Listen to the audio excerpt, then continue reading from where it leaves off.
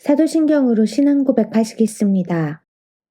전능하사 천지를 만드신 하나님 아버지를 내가 믿사오며 그 외아들 우리 주 예수 그리스도를 믿사오니 이는 성령으로 잉태하사 동정녀 마리아에게 나시고 본디오 빌라도에게 고난을 받으사 십자가에 못 박혀 죽으시고 장사한 지 사흘 만에 죽은 자 가운데서 다시 살아나시며 하늘에 오르사 전능하신 하나님 우편에 앉아 계시다가 저리로서 산자와 죽은 자를 심판하러 오시리라.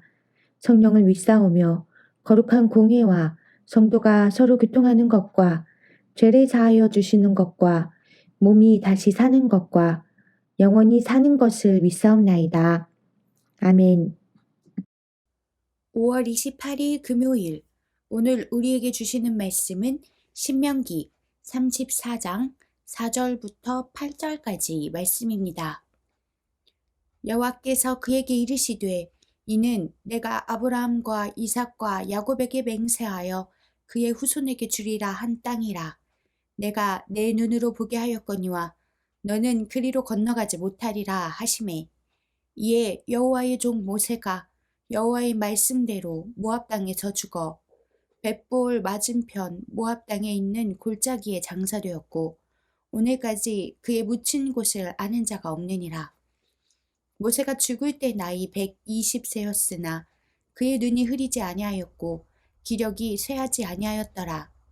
이스라엘 자손이 모압 평지에서 모세를 위하여 애곡하는 기간이 끝나도록 모세를 위하여 30일을 애곡하니라. 아멘. 서울 합정동에 가면 우리나라를 위해 자신의 삶과 목숨, 심지어 자녀의 목숨까지도 바친 외국인 선교사들이 묻힌 곳, 양화진 외국인 선교사 묘원이 있습니다. 그곳을 둘러보면 어떻게 인생을 살아가고 죽음을 맞이해야 하는지 많은 생각을 하게 됩니다. 솔로몬이 전도서에서 말한 것처럼 지혜로운 사람은 잔치집에 가는 자가 아니라 초상집에 가는 자입니다. 죽음의 자리는 우리의 인생을 함부로 살게 하지 않습니다. 그런 의미에서 오늘 하나님의 종 모세의 인종 장면은 우리에게 훌륭한 교훈을 줍니다. 사람은 누구나 이 세상에 오고 갈 때 다른 사람에게 신세를 집니다. 대부분 올 때는 부모님께 신세를 지고 갈 때는 자녀들에게 신세를 집니다. 그런데 모세는 달랐습니다. 세상에 올 때 하나님께 신세를 졌습니다. 태어나자마자 죽을 수밖에 없었던 그를 하나님께서 살리셨습니다. 오늘 말씀을 보면 모세는 이 세상을 떠날 때도 하나님께 신세를 졌습니다. 하나님께서 모세를 장사 지냈기 때문입니다. 모세는 하나님께 신세를 지는 삶, 즉 자신의 전 생애를 하나님께 맡겨 하나님이 주인이신 삶을 살았습니다. 이런 모세의 인생을 하나님께서는 끝까지 책임지셨습니다. 신앙인으로서 이처럼 귀하고 복된 삶은 없을 것입니다. 오늘 본문은 모세가 여호와의 말씀대로 모압 땅에서 죽었다고 그의 마지막을 전합니다.